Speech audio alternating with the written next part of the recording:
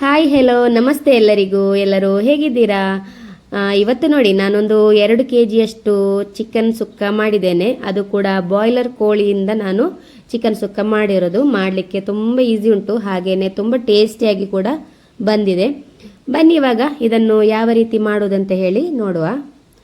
ನೋಡಿ ಇಲ್ಲಿ ನಾನಿವಾಗ ಒಂದು 2 kg ಚಿಕನನ್ನು ಚೆನ್ನಾಗಿ ಕ್ಲೀನೆಲ್ಲ ಮಾಡಿ ಇಟ್ಟಿದ್ದೇನೆ. ಇವಾಗ ಇದಕ್ಕೆ ಮಸಾಲೆಯನ್ನು ರೆಡಿ ಮಾಡುವ. ನೋಡಿ ಇಲ್ಲಿ ಒಂದು 20 ಬ್ಯಾಡಗೆ ಮೆಣಸನ್ನು ತಗೊಂಡಿದ್ದೇನೆ. ಹಾಗೆಯೇ ಇವಾಗ ಇದನ್ನು ಡ್ರೈ ರೋಸ್ಟ್ ಮಾಡ್ತಾ ಇದ್ದೇನೆ. ನೋಡಿ ಆಯಿಲ್ ಏನು ಹಾಕಲಿಕ್ಕಿಲ್ಲ, ಹಾಗೇನೆ ಇದನ್ನು ಫ್ರೈ ಮಾಡಬೇಕು. ನೋಡಿ ಇವಾಗ ಆಗಿದೆ ಇದು. ಇನ್ನು ಒಂದು 2.5 ಸ್ಪೂನಿನಷ್ಟು ಕೊತ್ತಂಬರಿ ಕಾಳು, ಹಾಗೆಯೇ ಒಂದು 1/4 ಸ್ಪೂನಿನಷ್ಟು ಮೆಂತೆ ಕಾಳು, ಹಾಗೆಯೇ ಒಂದು 1/4 ಸ್ಪೂನಿನಷ್ಟು ಸಾಸಿವೆಯನ್ನು ಕೂಡ ಡ್ರೈ ರೋಸ್ಟ್ ಮಾಡಲಿಕ್ಕೆ ಉಂಟು. ಇವಾಗ ಇದಕ್ಕೆ ಒಂದು ಸ್ವಲ್ಪ ಕರಿಬೇವಿನ ಸೊಪ್ಪನ್ನು ಕೂಡ ಹಾಕಿ ಡ್ರೈ ರೋಸ್ಟ್ ಮಾಡ್ತಾ ಇದ್ದೇನೆ. ನೋಡಿ ಇವಾಗ ಇದು ಫ್ರೈ ಆಗಿದೆ. ಇವಾಗ ಇದನ್ನು ಮೆಣಸಿನ ಜೊತೆವೇ ಹಾಕ್ತಾ ಇದ್ದೇನೆ. ಆಮೇಲೆ ನಾನಿಲ್ಲಿ ಒಂದು 2 ಹಿಡಿಯಷ್ಟು ತೆಂಗಿನ ತುರಿಯನ್ನು ಕೂಡ ಫ್ರೈ ಮಾಡಲಿಕ್ಕೆ ಉಂಟು.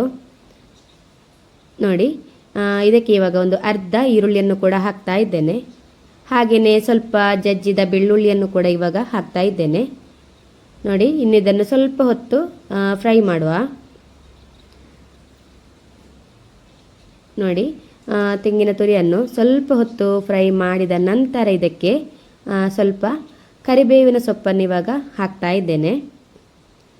ಹಾಗೆಯೇ ಇದಕ್ಕೆ ಇವಾಗ ಒಂದು ಅರ್ಧ ಸ್ಪೂನಿನಷ್ಟು ಅರಶಿನ ಪುಡಿ, ಹಾಗೆಯೇ ಒಂದು ಅರ್ಧ ಸ್ಪೂನಿನಷ್ಟು ಜೀರಿಗೆಯನ್ನು ಕೂಡ ಹಾಕಿ ಇನ್ನಿದನ್ನು ಚೆನ್ನಾಗಿ ಫ್ರೈ ಮಾಡಬೇಕು. ಅಂದರೆ ಒಳ್ಳೆ ಒಂದು ಪರಿಮಳ ಬರ್ತದೆ, ಅಲ್ಲಿಯವರೆಗೆ ಇದನ್ನು ಚೆನ್ನಾಗಿ ಫ್ರೈ ಮಾಡಬೇಕು.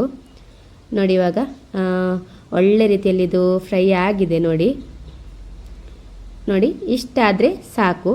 ಇನ್ನಿದನ್ನೆಲ್ಲ ತಣ್ಣಗಾಗಲಿಕ್ಕೆ ಇಡಬೇಕು. ನೋಡಿ ಇಲ್ಲಿ ಇವಾಗ ಮೆಣಸೆಲ್ಲ ಇವಾಗ ತಣ್ಣಗಾಗಿದೆ.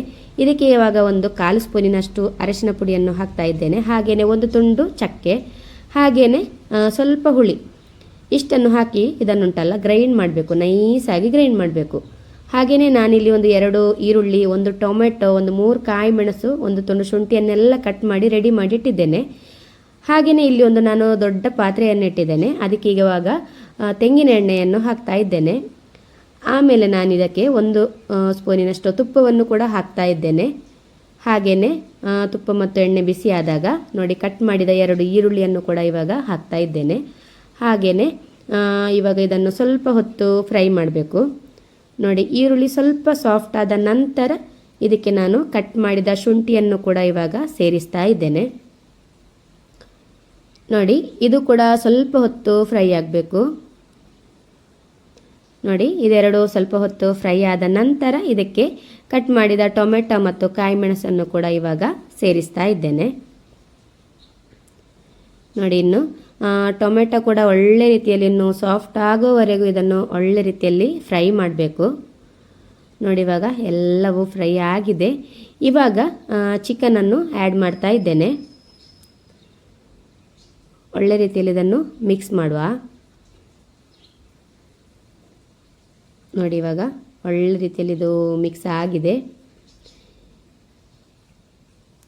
ನೋಡಿ ಇವಾಗ ಇನ್ನಿದಕ್ಕೆ ಸ್ವಲ್ಪ ಉಪ್ಪನ್ನು ಕೂಡ ಹಾಕ್ತಾ ಇದ್ದೇನೆ.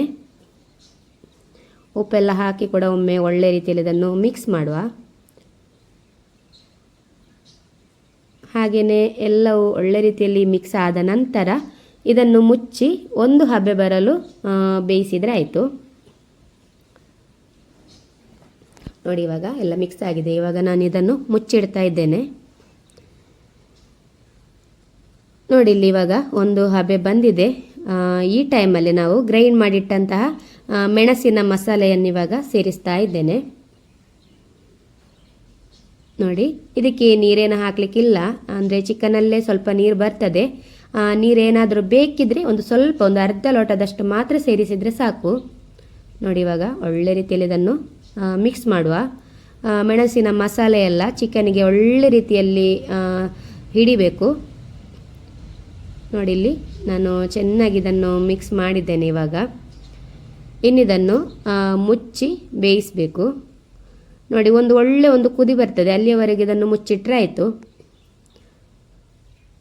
ನೋಡಿ ಗ್ಯಾಸನ್ನು ಮೀಡಿಯಮ್ ಫ್ಲೇಮಲ್ಲೇ ಇಡಬೇಕು, ಯಾಕಂದರೆ ಹೊತ್ತಿ ಹೋಗ್ಬೋದು. ನೋಡಿ ಇವಾಗ ಒಳ್ಳೆ ರೀತಿಯಲ್ಲಿ ಕುದಿ ಬರ್ತಾ ಉಂಟು. ಈ ಟೈಮಲ್ಲಿ ನಾನಿವಾಗ ಅಂದರೆ ತೆಂಗಿನ ತುರಿಯನ್ನು ಕೂಡ ನಾನು ಸ್ವಲ್ಪ ಮಿಕ್ಸಿಯಲ್ಲಿ ಕ್ರಷ್ ಮಾಡಿದ್ದೆ, ಅದನ್ನು ಕೂಡ ಇವಾಗ ನಾನು ಇದಕ್ಕೆ ಸೇರಿಸ್ತಾ ಇದ್ದೇನೆ. ನೋಡಿ ಒಳ್ಳೆ ರೀತಿಯಲ್ಲಿ ಇದನ್ನು ಮಿಕ್ಸ್ ಮಾಡಬೇಕು. ಇನ್ನು ಇದನ್ನು ಇದೇ ರೀತಿ ಮುಚ್ಚಳ ತೆಗೆದೇ ಇದನ್ನು ಈ ರೀತಿ ಮಿಕ್ಸ್ ಮಾಡ್ತಾನೆ ಇದನ್ನು ಬೇಯಿಸಬೇಕು. ನೋಡಿ ಹಾಗೆಯೇ ನೋಡಿ ಇವಾಗ ಒಳ್ಳೆ ರೀತಿಯಲ್ಲಿ ಇದೆಲ್ಲ ಮಿಕ್ಸ್ ಆಗಿದೆ. ಇನ್ನಿದಕ್ಕೆ ಉಪ್ಪು ಚೆಕ್ ಮಾಡಿ ಸ್ವಲ್ಪ ಉಪ್ಪನ್ನು ಕೂಡ ಹಾಕಬೇಕು. ನೋಡಿ ಇವಾಗ ಇದರಲ್ಲಿ ಉಪ್ಪು ಸ್ವಲ್ಪ ಕಮ್ಮಿ ಇತ್ತು, ನಾನಿವಾಗ ಉಪ್ಪು ಕೂಡ ಹಾಕ್ತಾ ಇದ್ದೇನೆ. ಹಾಗೆಯೇ ಇದನ್ನು ಒಳ್ಳೆ ರೀತಿಯಲ್ಲಿ ಮಿಕ್ಸ್ ಮಾಡುವ.